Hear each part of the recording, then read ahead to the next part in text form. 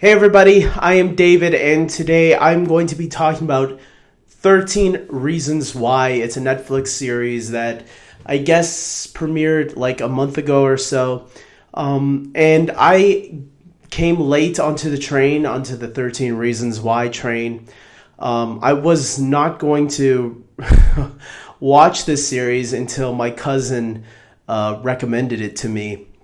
And I thought, okay, you know what? He has good taste. I'll check it out. And because I thought this was going to be like a CW drama series, like love romance and stuff like that. You know, there's some shows I watch on the CW now. But it's the superhero or the action stuff. Like I watch Flash, I watch Supergirl, I watch Arrow. Legends of Tomorrow, and Supernatural. Those are the only shows on the CW that I watch. Even though I have been watching a little bit of Riverdale lately. We'll see if I finish it. But I was kind of avoiding 13 Reasons Why because I thought it was going to be one of those typical teen angst drama TV shows. And when I started watching it, I was actually really surprised that, it is teen drama, but it's not that kind of teen drama. This is real life teen drama. And that's actually one of the things that I really enjoyed about it. Basically, we follow this kid named Clay, who, if you've seen the actor before, I've seen that actor in many different shows or movies. I know he was in the Goosebumps movie with the Jack Black. And the very first TV series I saw him in was Lost. He played Jack's son on Lost, like back in the day. So now here he is leading a new show. And I gotta say, I really liked his character a lot. I thought he was the one character that actually you really care for and that you're following him. And you're also worried about him a little bit because you're hoping, however he's involved in all of this, you're hoping it's not as bad as it's going to turn out to be. Everybody on these tapes, basically, that are talked about, that this girl named Hannah is the girl that kills herself, that went suicide. And she leaves these tapes for all the people that were involved in her death. She leaves it for them to give them her final message to them. And Clay is one of the last people on the tape, so he receives the tapes as one of the last people.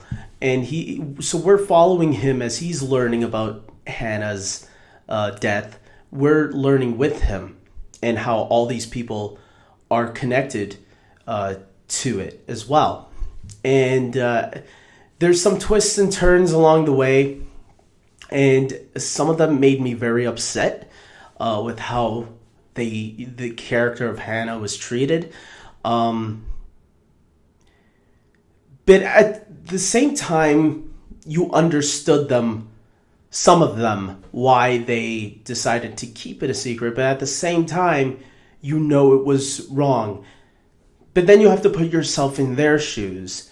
How would you react if something like this had happened? Would you be the same way as them? That's why you got to have a little bit of sympathy for some of these characters too. Yes, they were wrong, but how would you act too? Would you be any different? These are real life issues that I think people do deal with when something like this happens. And I really applaud the show for taking this realistic approach and showing people the dark side of this and the horrific decisions that sometimes people make in order to defend themselves rather than be true to the person, to try to hide their own guilt when in reality the truth is they did kill this person by treating her the way they did.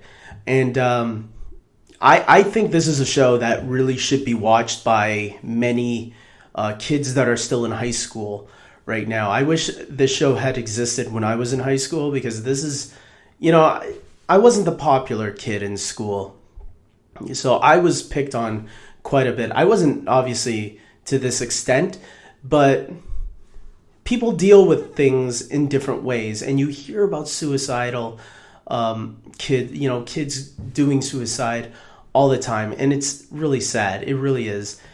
And I hope that this show really changes the game, because they do bring up some interesting questions and messages. There's a really nice message there about how can we change this? How can we prevent this from happening? Maybe if we love each other a little bit more, maybe if we stop, trying to look at our differences and trying to understand and talk to one another a little bit more, maybe that can help prevent it, because we all don't know what's going on in each other's lives. And that's what I really loved about this show, how they tried to show every side of every person, because even they themselves are going through their own difficulties. Like Justin, for an example, he's going through this difficulty of having this douchebag as a stepfather who's married to his mother. His mother really doesn't do much to defend him,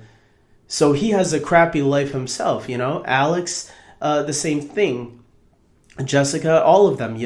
All these characters have their own issues going on in their lives, and they put it on somebody else that makes her drive her character to where she goes. And even the counselor at the end, if you've seen the series, good. If you haven't, be careful for spoilers. I might drop some by accident. But I will say that I really did like how everything wrapped up. If this was a one season deal, I think I would have been okay with the way it's ending. But they did announce a season 2 recently, so I am looking forward to that and seeing how they're gonna continue, because there are some characters that I really do want to know the fates of. Specifically the character of Bryce, who I felt someone should have got a gun and shoot him, because if you've seen the series, you know why. And that's what I think some people are gonna overlook as. So I think they hinted at certain fates, what's gonna happen to certain characters, and if you don't really pay attention to that part, you might not be satisfied with how it ends. But I was satisfied with how it ends. I could have been more satisfied, but I think they wanted to leave it a little bit open just in case more is to follow. Some people, I heard, feel like some people might mistake what this show is trying to do, and that they're glorifying suicide. I did not see that at all. I did not see no glorification at suicide. As a matter of fact, when the part came where she was starting to hurt herself, I'm gonna leave it at that. It was too brutal for me to watch that. I had to cover my eyes. I just couldn't watch that, because that's the reality of it, and it's sad when something like that actually happens.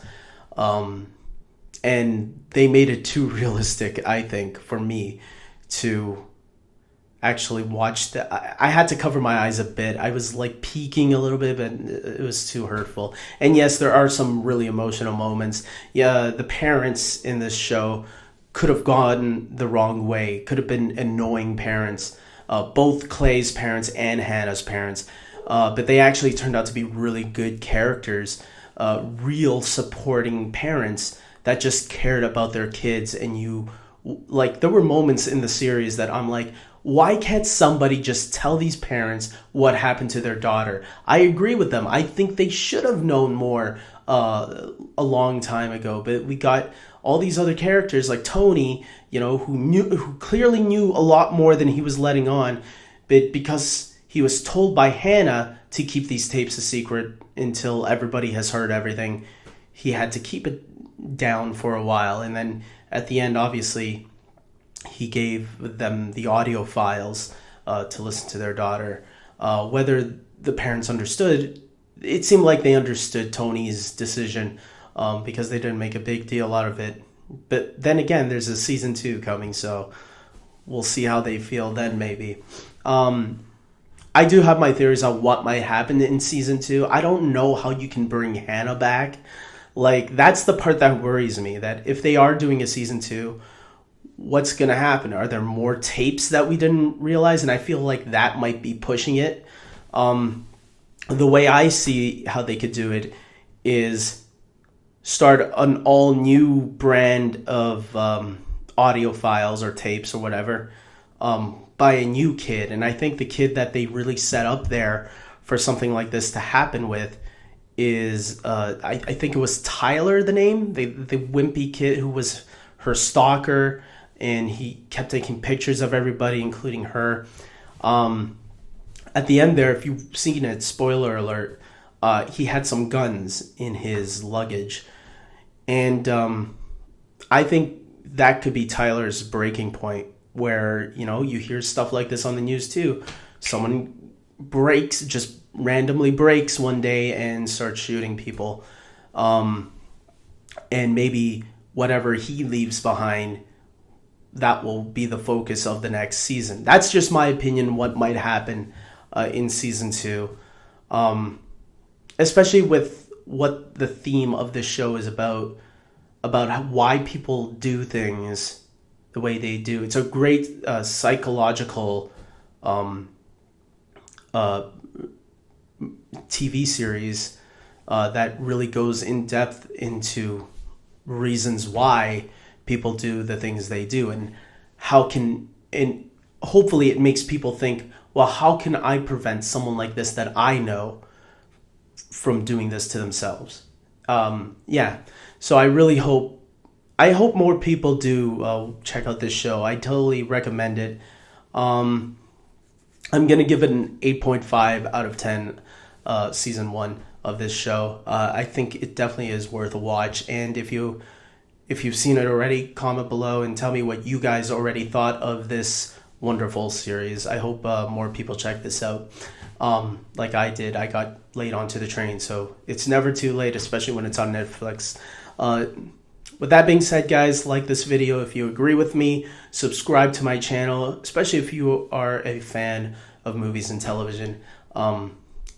Especially superhero stuff, because that's the stuff I enjoy talking about the most, and Disney and Pixar and all that stuff. But once in a while, I like talking about some different things, like this show, 13 Reasons Why. So until next time, take care.